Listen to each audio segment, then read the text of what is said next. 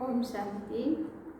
आज मुरली का डेट है 13/7/2021 का है। आज साकार मुरली में मीठे बाबा ने हम मीठे बच्चों को कहा, मीठे बच्चे, शिव बाबा को यह भी लालसा नहीं कि बच्चे बड़े होंगे तो हमारी सेवा करेंगे। वह कभी बूढ़ा होता नहीं, बाप ही है निष्काम सेवाधारी। आज बाबा का प्रश्न है, भोलानाथ शिव बाबा हम सब बच्चों का बहुत बड़ा ग्राहक हैं, कैसे? भोलानाथ शिव बाबा हम सब बच्चों का बहुत बड़ा ग्राहक है, तो कैसे?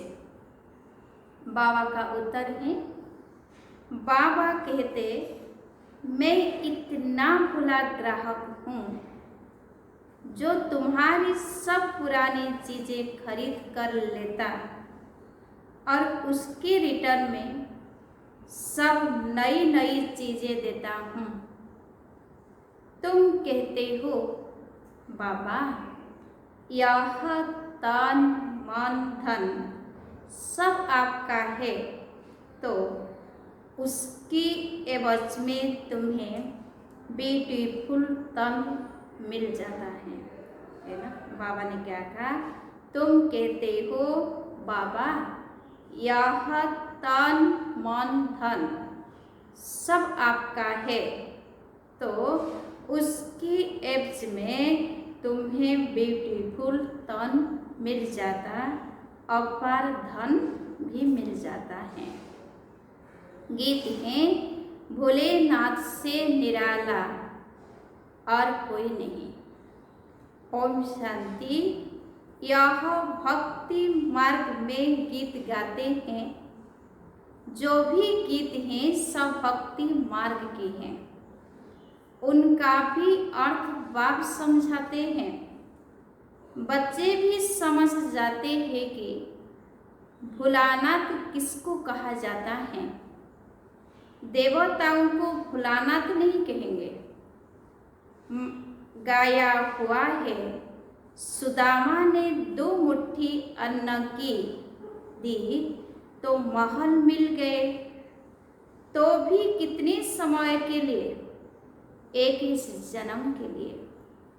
अब बच्चे समझते हैं कि बाप आकर के भारतवासियों को बरोबर हीरे जवाहरों के महल देते हैं। किसकी एवज में देते हैं?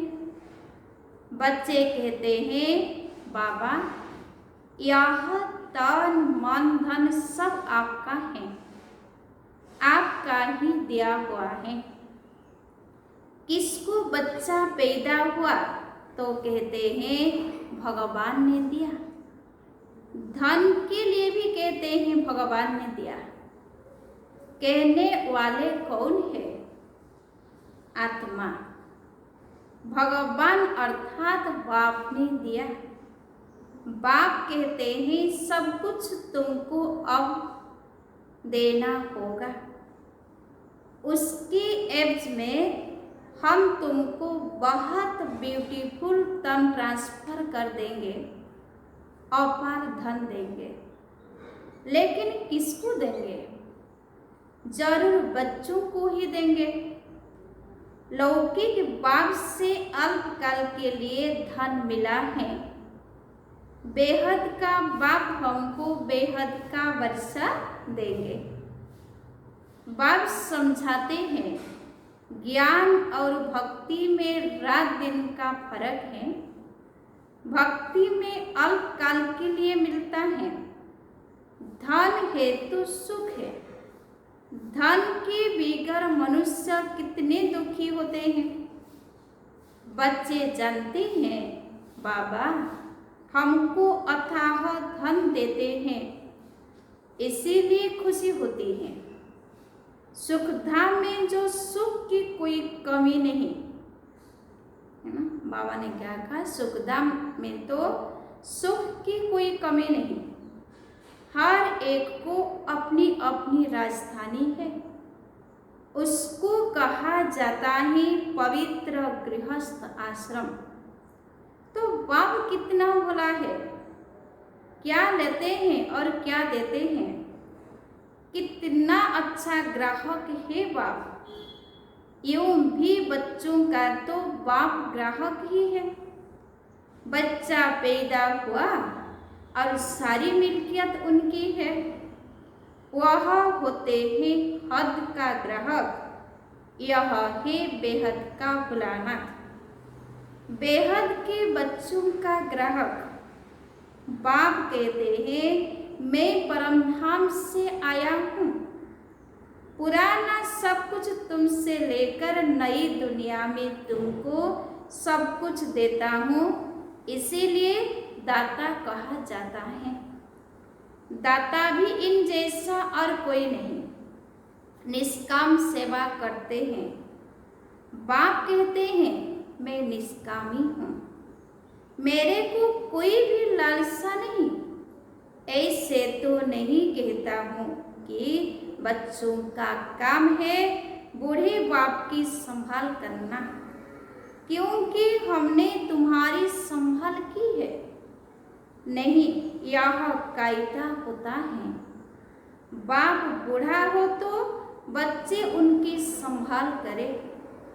यह बाप तो कभी बूढ़ा होता नहीं, सदैव जवान है, आत्मा कभी बूढ़ी नहीं होती। यह तो जानते हो लौकिक बाप बच्चों में उम्मीद रखते हैं कि हम बूढ़ा होगा तो बच्चे हमारी सेवा करेंगे। भले सब कुछ बच्चों को देते हैं, फिर भी सेवा तो होती है। यह शिव बाबा कहते हैं, मैं हूँ ही अभोक्ता, मैं कभी खाता ही नहीं हूँ, मैं आता ही हूँ सिर्फ बच्चों को नॉलेज देने।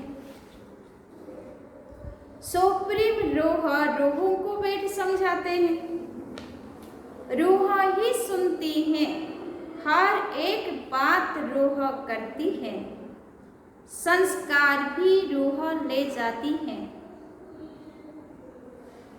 जिसके आधार पर शरीर मिलता है, यहाँ मनुष्यों की अनेक मतें हैं। कोई कहते हैं रूह परमात्मा ही ठहरा, उनको कुछ भी लेप नहीं लगता, आत्मा निर्लेप कह देते हैं। अगर आत्मा निर्लेप होती तो क्यों नहीं कहते पाप आत्मा पुण्य आत्मा। अगर आत्मा निर्लेप है तो कहा जाए पाप शरीर पुण्य शरीर। अभी तुम जानती हो कि सभी आत्माओं का रूहानी बाप हम रूहों को पढ़ा रहे हैं इस शरीर द्वारा। आत्मा को बुलाते भी है ना, कहते हैं हमारे बाप की आत्मा आई, टेस्ट ली। आत्मा ही टेस्ट लेती है, बाप तो ऐसा नहीं कहेंगे, वो तो अभोक्ता है। ब्राह्मणों को खिलाते हैं, आत्मा आती है, कहाँ तो विराजमान होती होगी। ब्राह्मणों आदि को खिलाना भारत में कॉमन बात है। आत्मा को बुलाते हैं, उनसे पूछते हैं, फिर कई बातें उनकी सच्ची भी निकलती हैं। यह पित्र आदि खिलाना, यह भी ड्रामा में नोंद है, इसमें कोई वंडर नहीं खाना चाहिए। बाप नटसेल में ड्रामा के राज को बताते हैं। डिटेल तो इतनी ड्रामा की समझाने दे नहीं सकते, एक एक की समझाने में ही वर्ष वर्ष लग जाए। तुम बच्चों को बड़ी सहज शिक्षा मिलती है, गाते भी है, हे पतित पावन आओ, आकर हमको पावन बनाऊं। उनका नाम ही है पतित पावन। ब्रह्मा विष्णु शंकर को पतित पावन नहीं कह सकते हैं, बाप को ही पतित पावन लिबरेटर कहते हैं। दुख हरता सुख करता भी उनको ही कहा जाता है। वह ही निराकार। शिव के मंदिर में जाकर देखो, वहाँ लिंग रखा है। जरूर चैतन्य था तब तो पूजा करते हैं। यह देवता भी कभी चैतन्य थे तब तो उन्हीं महिमा है ना। नेहरू चैतन्य में था तब तो उनका फोटो निकाल महिमा करते हैं। कोई अच्छा काम करके जाते हैं तो उनका जड़ चित्र बनाए महिमा करते हैं। पवित्र की ही पूजा करते हैं। कोई भी मनुष्य की पूजा नहीं कर सकते। विकार से पैदा होते हैं ना, तो उनकी पूजा नहीं हो सकती। पूजा देवताओं की होती है जो सदैव पवित्र होते हैं। तुम जानते हो बाप आया था, फिर अब संगम पर आया है स्वर्ग की स्थापना करने। फिर द्वापर से रावण राज्य शुरू होगा। रावण राज्य शुरू होने से झट शिव का मंदिर बनाते हैं। अभी तो चैतन्य में नालिश सुना रहे हैं। वह सत्य है, चैतन्य है, उनकी ही महिमा गाते हैं। निराकार को शरीर तो चाहिए ना, तो बाप ही आकर विश्व को हेवन बनाते हैं। उस हेवन में राज्य करने के लिए तुम पुरुषार्थ कर रहे हो।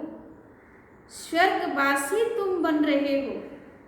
निराकार परमपिता परमात्मा ज्ञान का सागर है, परंतु सुनाई कैसे? कहते हैं मैं इस शरीर में आया हूँ, मेरा ड्रामा में यह पाठ है। मैं प्रकृति का आधार लेता हूँ। यह जो पहले नंबर का है, इनके ही बहुत जन्मों के अंत में मैं आकर प्रवेश करता हूँ और इनका नाम ब्रह्मा रखता हूँ। पहले यह सब भट्टी में थे तो बहुतों को नाम दिए थे, परंतु बहुतों ने फिर छोड़ दिया। इसीलिए नाम रखने से क्या फायदा है ना। बाबा ने क्या कहा, परंतु बहुतों ने फिर छोड़ दिया, इसीलिए नाम रखने से क्या फायदा। तुम वह नाम देखो तो वंडर खाओ। एक ही साथ सब इकट्ठे कितने रमणीक नाम आए। संदेशी नाम ले आती थी, वह लिस्ट भी जरूर रखनी चाहिए।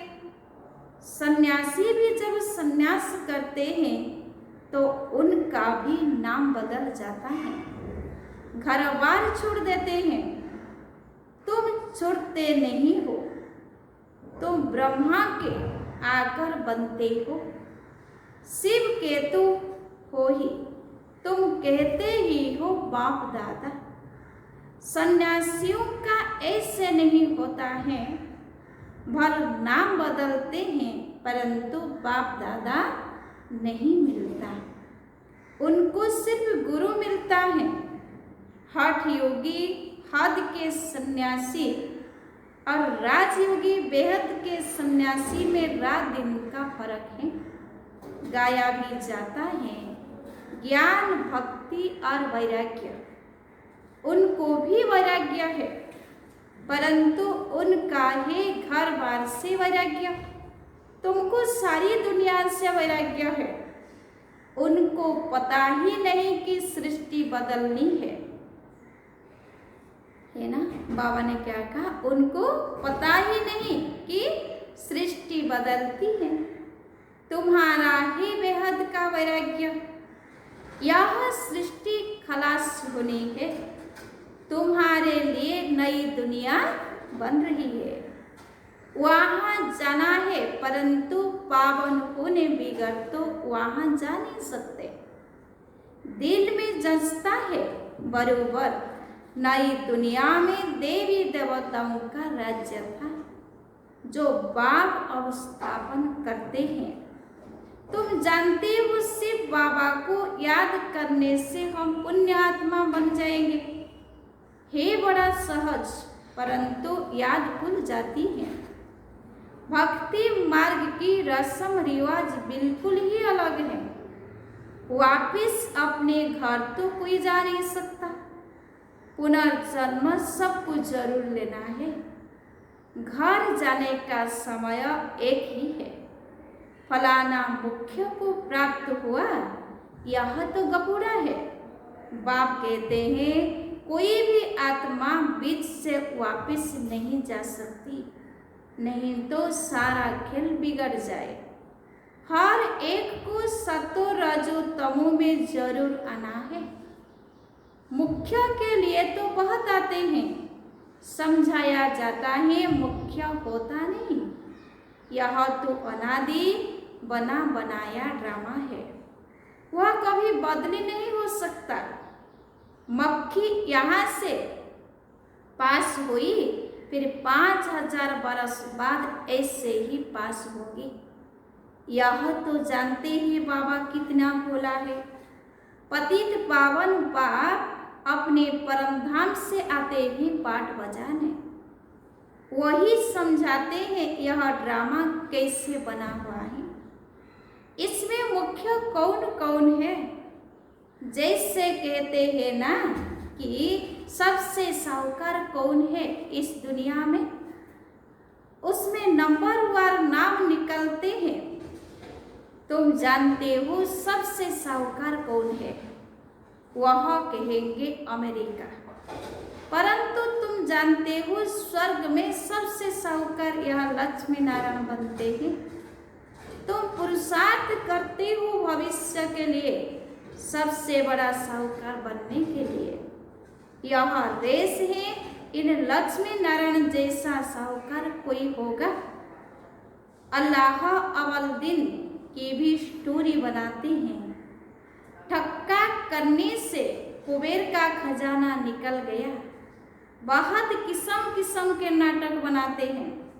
अभी तुम्हारी बुद्धि में है यह शरीर छोड़ स्वर्ग में जाएंगे, हमको करुण का खजाना मिलेगा। बाप कहते हैं मुझे याद करने से माया एकदम भाग जाएगी। बाबा को याद नहीं करेंगे तो माया फिर तंग करती है। कहते हैं बाबा हमको माया के तूफान बहुत आते हैं। अच्छा, बाप को बहुत प्यार से याद करो तो तूफान उड़ जाएंगे। बाकी नाटक आदि बेट बनाए हैं, बात है कुछ भी नहीं। बाप कितना सहज बताते हैं। सिर्फ बाप को याद करो तो तुम्हारे में जो अलाए हैं वह निकल जाएगी और कोई तकलीफ नहीं देते हैं। आत्मा जो पवित्र सच्चा सुना थी, अब वह झूठी बन गई है, फिर सच्ची बनेगी। इस याद अग्नि से आग में डालने बिगर सुना पवित्र हो न सके, तो इसको भी युग अग्नि कहते हैं। है याद की बात, वो लोग तो अनेक प्रकार के हठीक सिखलाते हैं। तुमको तो बाप कहते हैं उठते बैठते याद करो। आसन आदि कहाँ तक तुम लगाएंगे? यह तो चलते फिरते काम करते याद में रहना है। भल बीमार हो तो यहाँ लेटकर भी बाप को याद कर सकते हो। शिव बाबा को याद करो और चक्र फिराओ, बस। उन्होंने फिर लिखा है गंगा का तट हो अमृत मुख में हो। गंगा के किनारे तो गंगा जल ही मिलता है, इसीलिए मनुष्य हरिद्वार में जाकर बैठते हैं। बात तो कहते हैं तुम कहाँ भी बैठो, भल बीमार हो सिर्फ बाप को याद करो, स्वदर्शन चक्र फिराते रहो तब प्राण तन से निकले। यह प्रैक्टिस करनी पड़े। उस भक्ति मार्ग की बातों में और इस ज्ञान मार्ग की बातों में कितना रात दिन का फर्क है। बाप की याद से तुम स्वर्ग के मालिक बन जाएंगे। बाबा ने क्या कहा? बाप की याद से तुम स्वर्ग का मालिक बन जाएंगे। वह तो लड़ाई वालों को कहते हैं, जो युद्ध के मैदान में मरेगा वह स्वर्ग में जाएगा। वास्तव में युद्ध यही है। उन्होंने कौरवों पांडवों का लश्कर दिखाया है। महाभारत लड़ाई हुई, फिर क्या हुआ? रिजल्ट कुछ भी नहीं, बिल्कुल ही घोर अंधियारा है। कुछ भी समझते नहीं, इसीलिए अज्ञान अंधियारा कहा जाता है। बाप फिर रोशनी करने आया है। उनको ज्ञान का सागर नॉलेजफुल कहा जाता है। अभी तुमको भी सारा ज्ञान मिला है। वह है मूल वतन, जहाँ तुम आत्माएं रहती हो, उनको ब्रह्मांड भी कहा जाता है। यहाँ रुद्र यज्ञ रचते हैं, तो बाप के साथ साथ तुम आत्माओं की भी पूजा करते हैं, क्योंकि तुम बहुतों का कल्याण करते हो। बाप के साथ तुम भारत की खास और दुनिया की आम रूहानी सेवा करते हो। इसीलिए बाप के साथ तुम बच्चों का भी पूजन होता है। अच्छा, मीठे मीठे सिके लधे बच्चों प्रति माता पिता बाप दादा का याद प्यार और गुड मॉर्निंग। रूहानी बाप की रूहानी बच्चों को नमस्ते। हम रूहानी बच्चों की रूहानी बाप दादा को याद प्यार और गुड मॉर्निंग। नमस्ते नमस्ते नमस्ते। धारणा के लिए मुख्य सार पॉइंट नंबर 1, माया की तूफानों को भगाने के लिए बाप को बहुत बहुत प्यार से याद करना है। आत्मा को युग अग्नि से सच्चा सच्चा सोना बनाना है। आत्मा को युग अग्नि से सच्चा सच्चा सोना बनाना है। पॉइंट नंबर 2, बेहद का वैरागी बन इस पुरानी दुनिया को भूल जाना है। दुनिया बदल रही है, नई दुनिया में जाना है, इसीलिए इससे संन्यास ले लेना है। आज बाबा का वरदान है, ज्ञान के पॉइंट्स को हर रोज रिवाइज कर समाधान स्वरूप बनने वाले बेगमपुर के बादशाह हो। ज्ञान की पॉइंट्स को हर रोज रिवाइज कर समाधान स्वरूप बनने वाले बेगमपुर के बादशाह भव। ज्ञान की पॉइंट्स जो डायरियों में अथवा बुद्धि में रहती हैं, उन्हें हर रोज रिवाइज करो और उन्हें अनुभव में लाओ, तो किसी भी प्रकार की समस्या का सहज ही समाधान कर सकेंगे। कभी भी व्यर्थ संकल्पों के हैमर से समस्या के पत्थर को तोड़ने में समय नहीं गवाओ। ड्रामा शब्द की स्मृति से हाई जंप दे आगे बढ़ो। फिर ये पुराने संस्कार आपके दास बन जाएंगे। लेकिन पहले बादशाह बनो, तखत नसीन बनो। आज बाबा का स्लोगन है, हर एक को सम्मान देना ही सम्मान प्राप्त करना है। हर एक को सम्मान देना ही सम्मान प्राप्त करना है। अच्छा, ओम शांति।